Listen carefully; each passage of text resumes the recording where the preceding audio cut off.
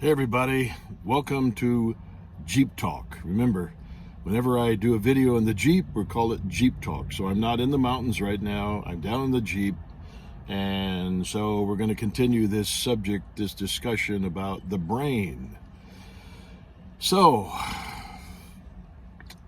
what do we do with this gray matter that sits between our temples in this little compartment up here?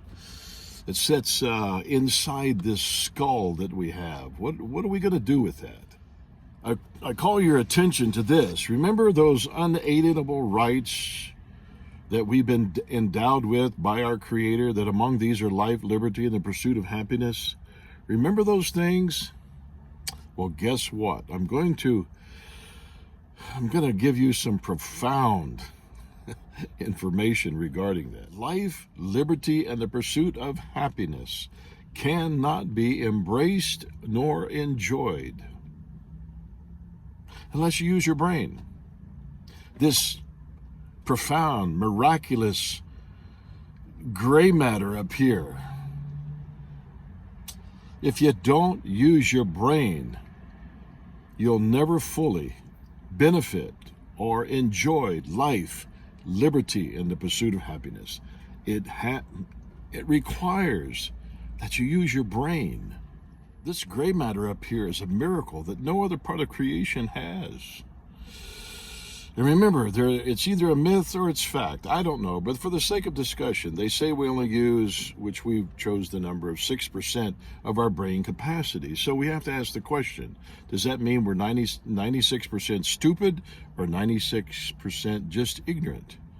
Or maybe a combination of both? Now, I'm not ashamed to admit that I'm ignorant of many subjects. I don't know how to perform brain surgery, heart surgery, remove tumors, fly jet airplanes. There's a lot of things I'm ignorant of. I don't know. I've never applied myself to expand my horizon and increase my capacity to learn those particular skills. And simply because I have no interest, there's no motivation or inspiration there to dedicate myself to that particular discipline or study. But that doesn't mean I'm stupid. When my kids were growing up and I would ask them a question about something that I knew they did, and I also knew they were going to try to slip through the cracks and avoid being detected, when I would ask them a question, they would give me this stupid reaction and answer. Many of us parents have looked at our children and have said, do I have stupid written across my forehead? How many? I know I have. Do I have stupid written here? Who do you think you're talking to? Listen to preachers or politicians. You need to ask the same question. Do I have stupid written across my forehead? Because see, here's the problem. Science says that we have somewhere around 100 billion cells in our brain. Something like 86, 86 billion nerve cells, or neurons, yeah. And then something like 84 billion what's the word? Non-neuronal cells or something like that. Forgive me if I pronounce that wrong. But anyway, see, here's the problem. In all of that, in all those nerve cells that's going on in the complexity of this gray matter, we don't use it many times simply because we just let somebody else think for us. When we turn on the news media, whatever they say that comes out of their mouth from their brain, we just accept it. Well, I don't, because I know they're a bunch of liars and propagandists.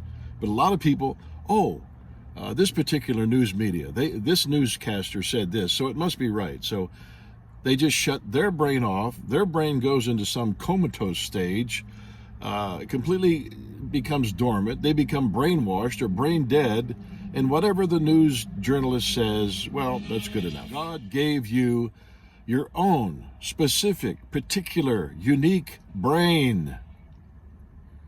Use it. It's a gift. It's been endowed from your Creator. No political party, no governmental entity put that gray matter up there. Do you get it? Do you get it? The Supreme Court of the United States of America did not come up with a way to put gray matter up there. It's a gift from your Creator. It's part of your birthright. Use your brain. Read, study, analyze, use logic, common sense. I think out of those billions of cells and neurons, there's a high percentage that's delegated to common sense. Look around you. Listen carefully. Here's an example of stupid. Here's the example of my definition of stupid. So she was asked a question about why she has not responded to the border crisis. Her answer, well, I have been to the border. Well, when? Possibly sometime in her lifetime she's been to the border. There's no doubt. But that has nothing to do with the question at hand by the interviewer. But she pulled that out of cracks and crevices and said, well, I have been to the border. And then the reply was, but why is things not corrected or fixed at the border? And then she turns around and says, well, I haven't been to, I think it's Europe or some country. I haven't been to Europe either. So she caught herself in her own lie. That's how stupid works.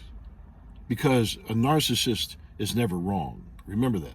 A narcissist is never wrong. They wallow in stupidity. They bathe in stupidity. They eat stupid things. So stupid is as stupid does, according to the genius Forrest Gump. Stupid is as stupid does. And that's how it works. That's my definition of stupid. When you refuse to open up your mind and learn, listen, look at truth, look at facts, look at evidence.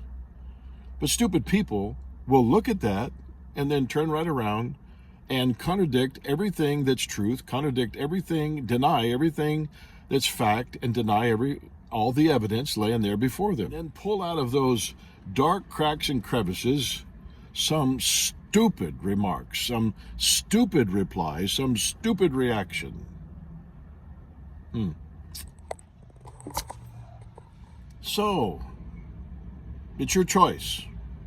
You can choose to be brain dead, brainwashed, or use your Creator's gift to you called brain power. It's up to you. Till next time, protect your life, liberty, and the pursuit of happiness. And God bless.